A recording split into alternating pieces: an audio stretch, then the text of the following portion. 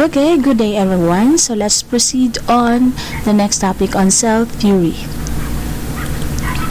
Cell theory is a cell doctrine that states all organisms are composed of similar units of organizations of cells. Now, cells is defined as the basic unit of life.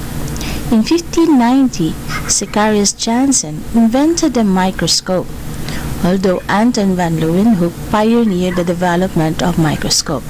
But as the years goes by, microscopes are improved in terms of the level of magnification. We have already high detailed microscopes like SEM and TEM. In 1838, Schwann and Sheldon published the book Similarity of Structure and Growth in Animals and Plants. Sheldon, in 1838, summarized his observations into three conclusions about cells.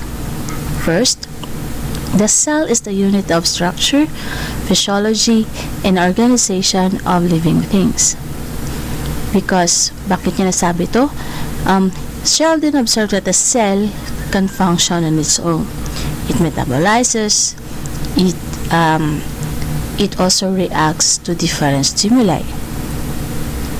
So the second, the cell retains a dual existence as a distinct entity and building block in the construction of organisms.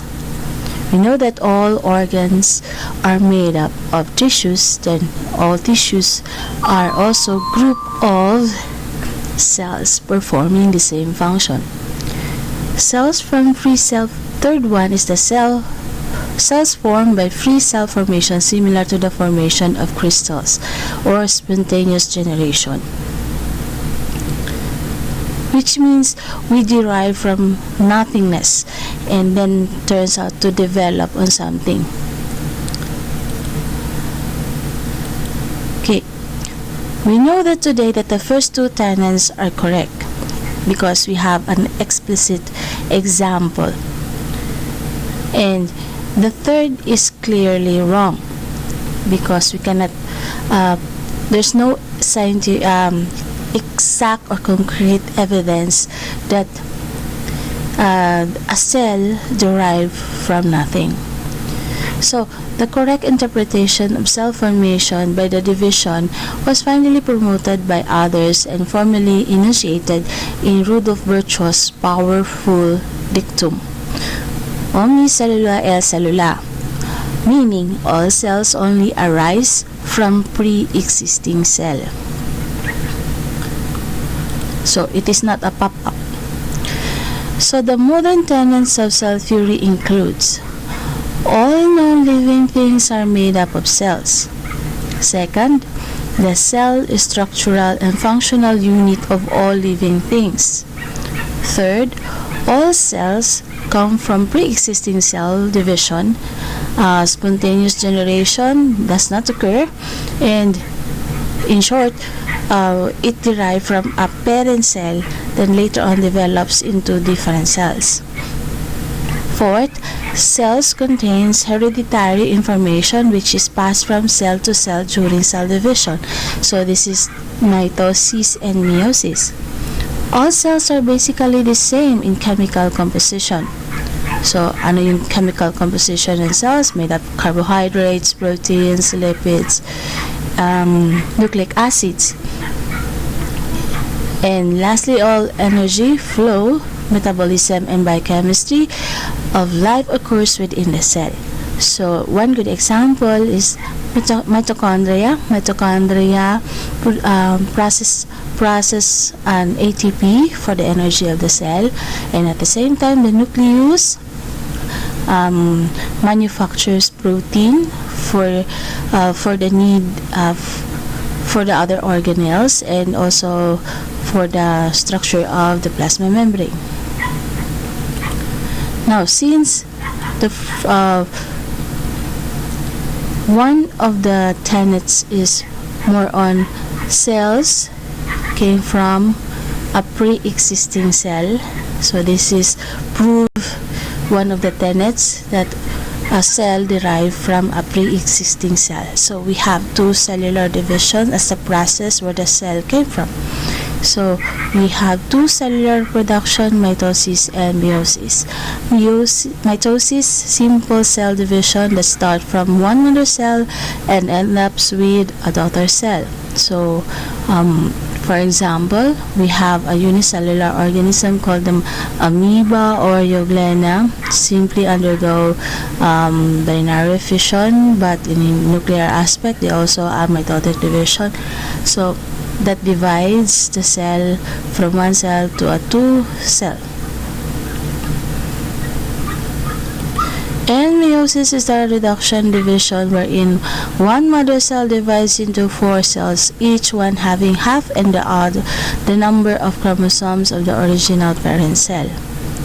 So what is the core concepts of cell reproduction?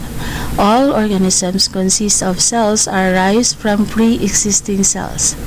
So mitosis is the process by which new cells are generated.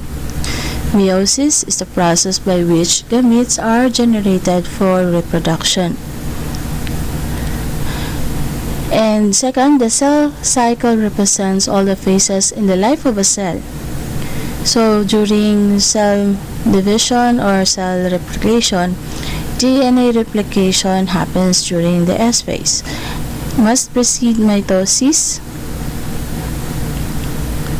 so that all daughter cells receive the same complement chromosomes as a parent cell. So the gap phase separates mitosis from S phase. So this is the time when molecular signals mediate the switch of cellular activity. Mitosis involves the separation of copied chromosomes in separate cells. Now the unregulated. So what happens if the mitotic division is not regulated, or it produces cells more than its capacity? So that is already too much. In unregulated cell division can lead to cancer. So cell cycle checkpoints normally ensures that DNA replication and mitosis occurs only when the conditions are favorable and the process is working correctly.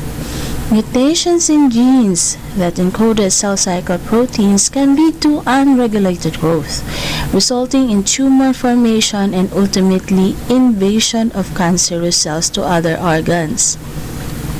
So these will overlap normal tissues and all the nourishment will be used by the cancer cells or yung mga unwanted cells. So in order to better understand the concept of cell division and genetics, some basic definitions are in order. So we have to know more on DNA. So we have what are the terms on gene, locus, genome, and somatic cells. So gene is a basic unit of heredity that codes for a specific trait of a certain character, like for example hair. So there's a code for that. Locus is the specific location of the gene on the chromosome. So if we are looking for imagine a chromosome, a one-strand chromosome, a chromatid. It's because a chromosome contains two chromatids bind together. So a single chromatid, a line of that, a part of the chromatid, you have several characteristics. So one line represents a certain character like gray eyes. Another line represents for curly hair, tall, etc. So genome is the total hereditary endowment of DNA of a cell organism, and somatic cell, all body cells except reproductive cells. So somatic cells, these are cells that usually found in all parts of the body. So we have the muscle cell is an example of a somatic cell. Your epithelial cells is also a good example of a somatic cell. So if we're going to imagine, we have here a pair of homologous chromosomes. So why is it called homologous chromosomes? Because the loci that represents a certain character are placed parallel with each other. So this is loci 1, 2, and 3. Loci is a plural form for locus, area of chromosome where the gene is located. So paired chromosomes have genes in the same order but may have different forms of a gene at the same locus. Alleles is alternative forms of gene. When we talk about alleles, it refers to which character is dominant and which character is recessive.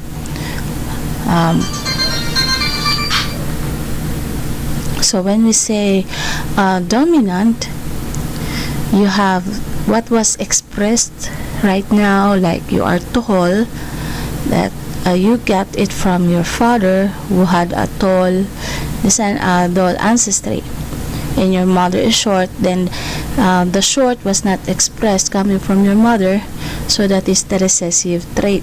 So, but still you are carrying a short height, and what was expressed within you is the tall height. So those are alleles. It is a pair of characters, pairs of characters that refers to two opposing characters. Gene is a sequence of DNA that codes for a protein, give rise to physical trait. So we have an example. So we have a gene presenting an eye color gene, and it was located in a certain chromatid. So we have a trait of hazel brown Irish. Then for the hair, hazel brown hair is located on the lower portion of the chromatid.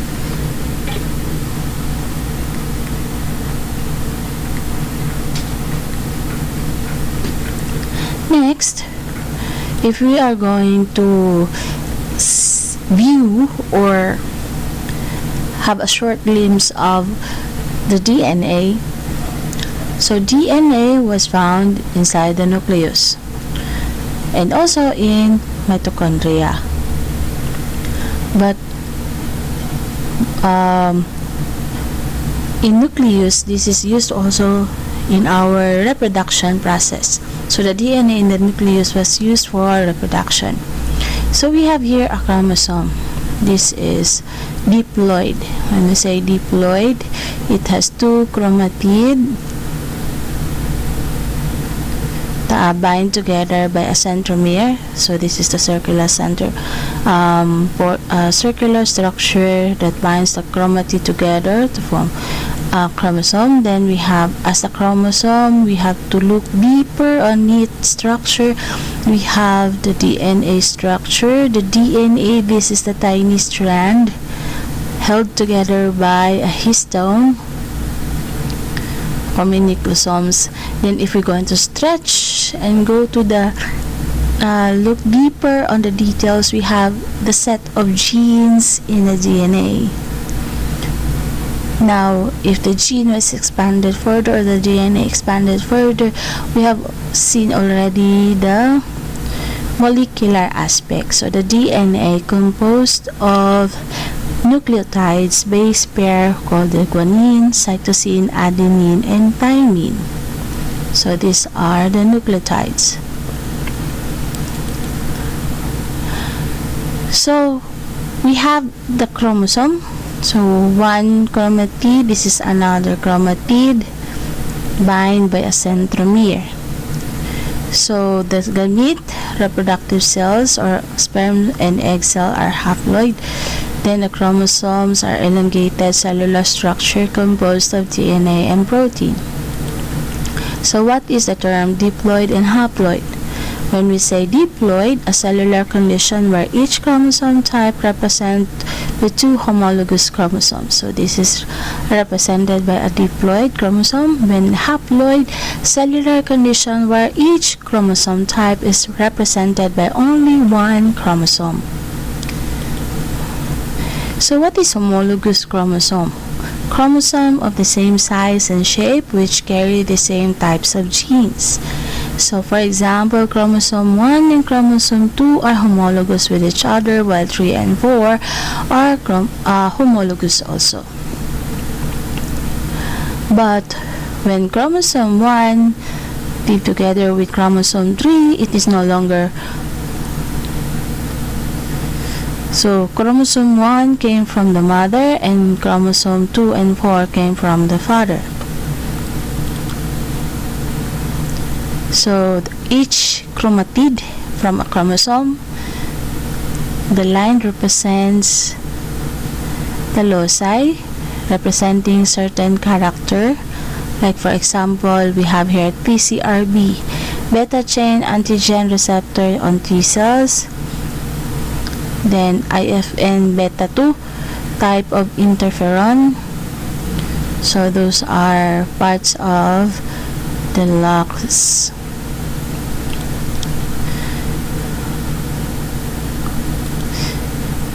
So next topic is more on cell division of the cell.